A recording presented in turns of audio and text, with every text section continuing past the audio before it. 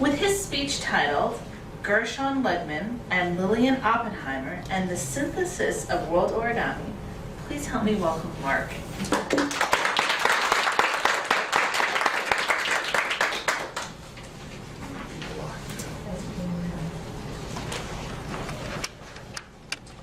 Thank you, Madam Toastmaster, fellow Toastmasters. The history of origami, the origins of origami, are shrouded in the mists of time. We don't really know a lot about early history because it wasn't that big a deal. People just didn't write it down because it was just it was not that prominent of an activity. The last 150, 200 years, though, we do know quite a bit more, as it was more common to write things down and to record events that happened. In doing this research of David Lister's, I was able to take a number of his essays regarding history and key people in origami and come to the realization that as paper folding developed through the ages, if it wasn't for the efforts of Gershon Legman, what a name, Gershon Legman, this whole worldwide synthesis of origami would not have happened. So that's what we're going to cover tonight. I forgot my clicker, so I'll walk back and forth. Paper was first invented in China in 105 AD. This is paper that we would recognize as paper. Nobody knows if any paper folding activities happened then, if they created models. You might just consider that if there's scraps of paper laying around, people pick them up, they start folding them. Maybe they did it in a systematic way, maybe they didn't, we don't know. The Chinese kept control of this new technology, paper, for centuries until the 7th century when Buddhist monks took papermaking from China to Japan. A century later, the Chinese were in a war, a battle with the Moors in what is today known as Uzbekistan. As a result of that battle, some of the Chinese soldiers were captured happened to be papermakers. And so papermaking then came to the West through the Moors. Papermaking came to Europe in the 11th century when the Moors conquered and settled in Spain. And it took another few hundred years, but from there it then spread to the rest of Europe, first to France and then to Italy and the rest of Europe. Now, during this time, Japan is a closed society. We do know from records now that paper folding was developed, first in ceremonial uses and then as recreational activity. But it's all happening in Japan. The rest of the world doesn't really know about it. After the Moors leave Spain, there are scant records of paper folding as a folk tradition. People sitting around at their homes and they fold something and pass it on one to another. But we don't have a lot of information and models of that. But now we have paper folding in Japan, paper folding specifically in Spain, and then paper folding also beginning in Europe. So we'll jump ahead to the 19th century. Japan, now in the 1840s, becomes an open society. And some of their culture starts to be sent out to other cultures, and we begin to see some of the paper folding that they are doing. In Europe, Frederick Froebel is developing his kindergarten system and his gifts for children, which includes paper folding. This is the first, in Europe, the first systematic effort at paper folding, something that's written down and passed on to others. In Spain, the poet Unamuno takes paper folding from just a little folk art and begins exploring how it can be used to create new models, more complex models, exploring the possibilities. He becomes the first person to create new paper folding models in centuries. With the opening of Japan, they would send entertainers to Europe, let's call them that, acrobats and magicians. And one of the tricks they would do involved the flapping crane. So they would stand on stage, I'm blind myself, they'd be in front of the bright lights, and up here they have a single piece of paper. People couldn't see there was actually crease, but it would look like a single piece of paper. And then with a few quick hand movements, they would produce the Flappy Bird. So it looked amazing to the audience. This became, because it was so popular, then other magicians around Europe began to pick up on this. They want to learn how to do this trick, want to do it. And they start looking for other examples of magic they can do. Now the fourth line that begins here is Argentina. The influence of Unamuno gets exported or translated into the Hispanic cultures in Argentina, and they begin their culture of paper folding. So we come to the 20th century now. By the middle of the 20th century, we have in Japan, there is paper folding going on, but most importantly, Akira Yoshizawa has been discovered. He is the grandmaster of paper folding. He's the first one. Not only is he creating new models, he's molding and shaping and trying to bring a sense of art to them. The magicians I mentioned were very key in passing the art along as they would learn more tricks, and they write books and include paper folding tricks in these books. Even Houdini wrote a book on paper magic. Robert Harbin was a British magician who writes a very key book about paper folding and origami and the importance of it. Lillian Oppenheimer's in New York. She is an aficionado and is exploring, trying to find out what she can about origami. And then Leguia Montoya and Vicente Solorzano are working in Argentina, developing their own style and their models. So what we have by the middle of the 20th century is Oppenheimer, Harbin, Yoshizawa, and Montoya and Solorzano all exploring, developing origami, and nobody knows the other person exists. It's all in isolation.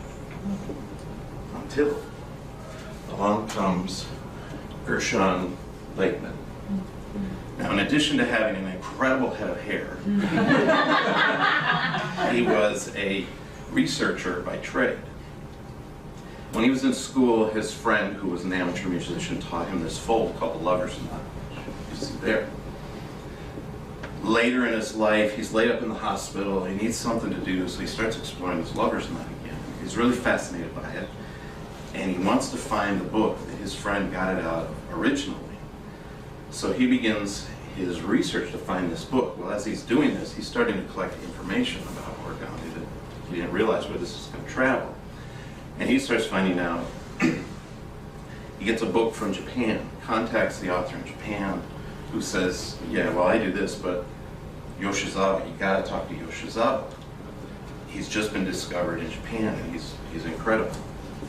He follows another little lead to Argentina and finds Montoya and Solorzano. His friend, the amateur musician, moves to England. He puts together a film which needs the role of a magician in it. So he hires, or he casts, this guy named Robert Harbin. Between takes, Harbin's sitting on the set folding some origami he knows, and Legman's friend says, you should meet Gershon. He's all into this origami thing. You should meet him. So they make the connection. All these people that didn't know each other existed are now being brought together and realize there's something happening here, there's something happening here, there's something happening here.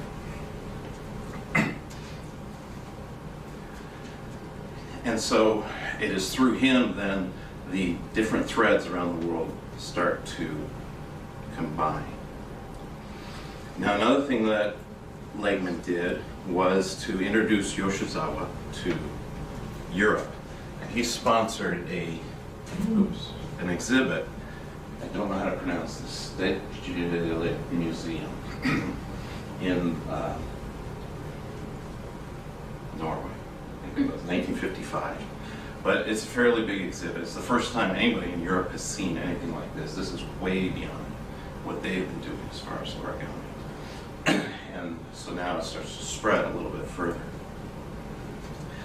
Now in New York, there's Lillian Hellman.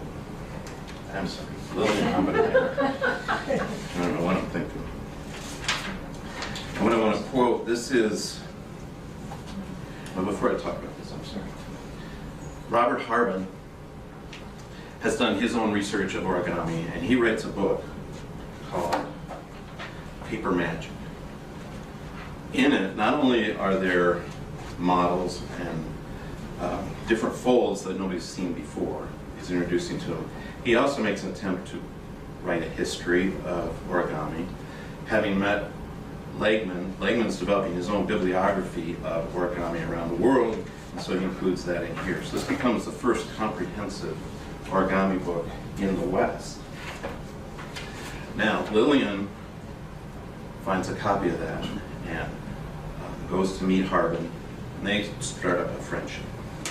So now, to quote from David Lister, he said, "For the development of paper folding itself, Lillian's discovery of paper magic was crucial because in her mind it suddenly changed from being a pursuit of a few people, folding in isolation in different parts of the world, into a connected and vital movement. Akira Yoshizawa in Japan, Ligia Montoya in Argentina had explored new techniques of folding. Gershon Legman had done extensive research. Robert Harbin had written the book. But without more, paper folding might have still withered and relapsed into obscurity once more." You might say it could have gone late. That's not part of the quote, I just threw that in. Paper folding required someone with the energy, enthusiasm, charisma needed to present it to the world for what it was now revealed to be, and that person was Lillian Oppenheimer. Lillian was a New Yorker who, like Legman, had a holy grail, the Flapping Bird. She was aware of it, but she couldn't fold it. She couldn't fold it from books she had seen. And it was many years until finally somebody taught it to her, and that was it for her. She's like, I gotta find out everything I know about origami. And so she began promoting it. She had enough connections, she could talk to entertainment columnists in the papers who would write little blurbs about origami, and because of that, it started to become much more popular in New York, to the extent where in 1959, I believe it is, the Cooper Union Museum organized the first origami exhibit in America. And again, allowed Yoshizawa to have an audience and people to see who that was. So this was a big boost. Now, in addition to that, what else Lillian did was to organize the Origami Center, which was her and a few other people that would go out and promote origami to the community. Whoever was wanted to learn it, they were glad to sit down and teach and share. And over time, her little organization became kind of the repository for information of origami coming in and going out around the world. Eventually, that became Origami USA. But before that, again in the 60s, other countries, seeing the Origami Center as a model, then began establishing their own national origami organizations. And this then started to solidify the art, and people had a way to communicate and share with each other. And origami became a worldwide movement. Now, for all that, the lasting legacy of Lillian is the sense of community and sharing that she ingested, inspired into paper folding. With her Origami Center, it was more about, let's sit down and fold something together, without any other thought of gain. But this is pretty significant because origami, you sit down, it's one person doing one model. With musicians, you can have two or more musicians sit down and they'll play a piece, they'll play the same piece at the same time. With origami, it's one person, one model. So to have that sense of community built in, where people will sit down and share their pastime with each other, still exists today.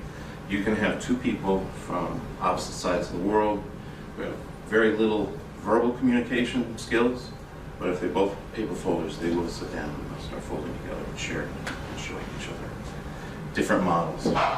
So for imbuing that spirit into origami by Lillian, that is why origami is known as the piece of paper. It's not a pun. It's- Oh, it is.